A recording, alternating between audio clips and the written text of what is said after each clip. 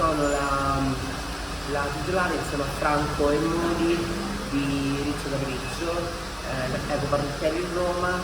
E che cosa ti ha ispirato ad avviare un'impresa ecologica e che cosa ha ispirato la tua scelta di concentrarti sul settore sostenibile?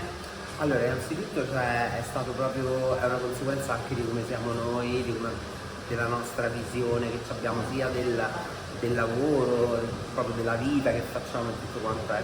E tra le altre cose abbiamo anche indirizzato, essendo anche un'attività commerciale, una fascia di mercato attenta come noi alle tematiche ambientali, al rispetto dell'ambiente, al rispetto dei diritti, e quindi Riccio è diventato un po', è sempre stato un po' questa specie di crocevia dove le persone si incontrano e dove in pratica la maggior parte la quasi totalità condivide tutti i nostri obiettivi, i nostri punti di vista.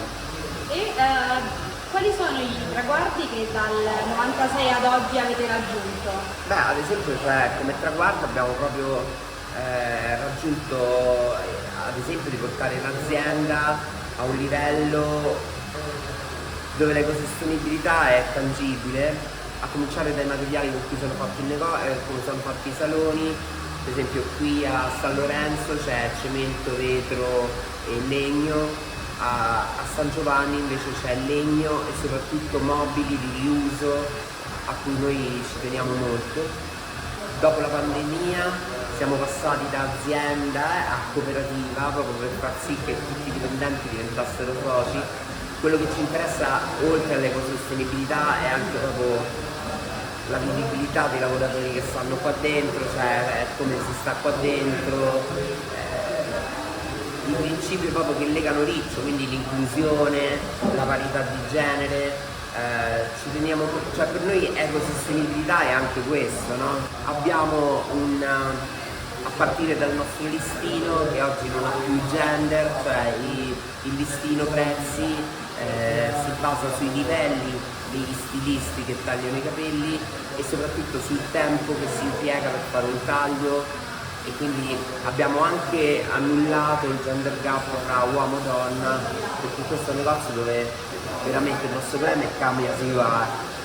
Nel 2000, in pratica la cosa è partita dal 2011 con, se non so se ti ricordi, le manifestazioni degli indignados, tutto il periodo di crisi, sapevamo, anche noi vedevamo che un pochettino cominciavamo ad accusare tutto il discorso, sai, dovuto a quella bolla speculativa, cioè, che era arrivata insomma a toccare un po' tutti.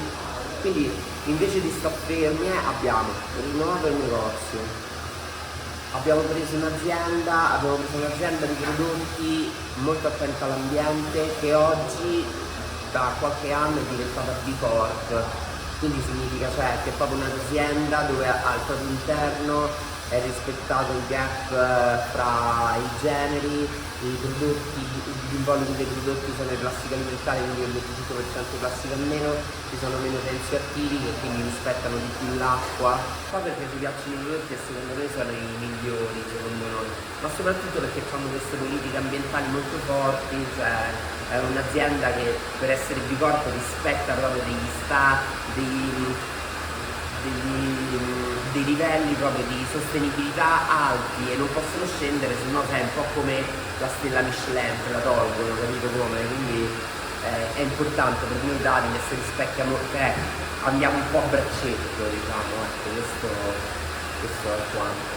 Abbiamo cominciato rinnovando il negozio e poi abbiamo subito avviato una campagna che si chiama Taglio Solidale, che in pratica una volta al mese offriva un taglio a un prezzo simbolico che poi andava a finanziare un centro antiviolenza. Però diciamo che la cosa più importante è proprio il fatto che la nostra impresa fa rete con le altre realtà, con le associazioni, con le altre realtà, però quello che ci interessa è proprio che Riccio sia sempre questo crocevia di energie positive, ecosostenibili, con una visione proprio di un futuro proprio migliore, questo pensiamo. E c'è qualche esempio, oltre al taglio solidale, che ti viene in mente di azioni fatte da Riccio proprio per la comunità? Certo, ad esempio c'è la serata di Circus. Allora, Circus è un format che comprende una parte di talk, se vogliamo, in cui prendiamo un argomento che ci sta a cuore, dopodiché c'è un DJ set che quasi sempre sfocia nell'art techno, ecco. La cosa bella è che intorno a questo evento c'è sempre una raccolta fondi. Siamo così orgogliosi di aver finanziato la prima la casa Dornella, che è la prima casa d'accoglienza per persone trans in difficoltà. Il secondo è stato l'arrivo di La Melandri. Cioè Circus è un altro appuntamento a cui noi ci teniamo tantissimo, perché anche questo fa parte della sostenibilità proprio del nostro tessuto sociale, il fatto di far rete, il fatto di stare uniti e procedere tutti nella stessa direzione per un futuro migliore. Almeno a questo noi dovremmo ambire, penso.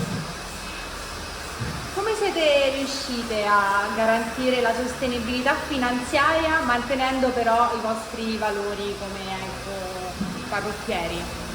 Riccio non è un posto economico, e di questo noi siamo consapevoli, ma è proprio una scelta proprio che noi abbiamo fatto, a cominciare dai prodotti che offriamo, perché ci teniamo al nostro standard alto.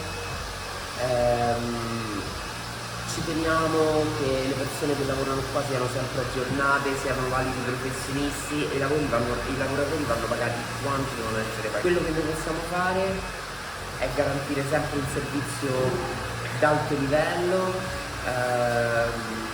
un aggiornamento continuo e per l'appunto dei prodotti di cui noi possiamo andare fieri. E avete incontrato invece degli ostacoli, magari soprattutto all'inizio a livello finanziario, nell'intraprendere questa scelta eco? Guarda, io ti posso dire una cosa, questa azienda si basa su 2 persone all'inizio e 3 adesso con l'entrata dei mori, ma le 2 persone all'inizio erano persone, una che ero io, che ero psicopatica del gruppo, cioè del duo, voglio quello, e soprattutto Franco, che si è sempre occupato dell'amministrazione di questa azienda, ed è grazie a lui che proprio abbiamo superato anche momenti in cui tutti quanti stavano in difficoltà, e invece lui è veramente molto bravo, è veramente una persona che ha sempre tenuto Riccio a barra dritta, sia per quanto riguarda i valori di Riccio, proprio quindi anche l'ecosostenibilità e tutti i valori che si porta appresso, e sia la parte finanziaria, in cui oggi come oggi bisogna anche essere molto pratici, diciamo, perché poi c'è una cosa da dire, che senza il supporto di tutti i ragazzi che lavorano qua dentro non ce l'avremmo mai fatta. Questo, cioè Riccio proprio si basa anche su chi lavora qua dentro. Tanti ragazzi che lavorano qua vengono da realtà migratorie, vengono da realtà di immigrazione, ma anche a livello pure nazionale, se vogliamo, no? Oppure a livello europeo, perché Laura viene dall'Inghilterra, Barbara viene dal Brasile, Amanda viene dall'Egitto, cioè io ci tengo tantissimo a questa cosa. E per la ripetere, Riccio è così proprio grazie anche a loro. E secondo te qual è la cosa migliore, qual è l'innovazione dei prodotti che usate? Quali sono, cosa li differenziano dagli altri? Che ti posso dire? Questi prodotti che tu vedi ad esempio, no? Questi qua, proprio sopra qua, questi sono in lesta, questi sono prodotti che vengono da dei presidi slow food, cioè i prodotti che compongono, cioè gli ingredienti che compongono questo prodotto provengono da presidi slow food.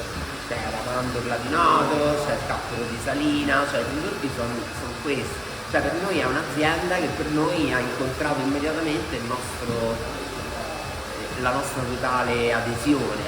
Quindi non è tanto l'innovazione, è già il fatto, per esempio, per dirti che è un'azienda dove non c'è gap salariale tra uomini e donne, ad esempio, per dirti, non ci sono tanti uomini, tante donne. Pure la fabbrica è alimentata da energie rinnovabili, quello che consumano li imboscano. Poi certo, si può sempre fare di meglio, E in base proprio a questo, come immagini la crescita di Riccio, mantenendo i suoi valori? ma li porteremo ovunque, cioè nel senso dovunque noi abbiamo intenzione di aprire altri saloni e ovunque saremo sempre attenti all'ambiente, saremo sempre attenti ai prodotti che mettiamo in testa alle persone, saremo sempre attenti al grado di professionalità che usiamo qua dentro quando arriviamo con un paio di forbici sui capelli, ma soprattutto cioè, staremo molto attenti a rispettare i nostri valori di inclusione e di rispetto sia delle persone e dei lavoratori che lavorano qua dentro e proprio noi nella nostra visione che ci abbiamo di come dovrebbe essere una società, quindi più rispettosa verso tutti gli altri e verso l'ambiente.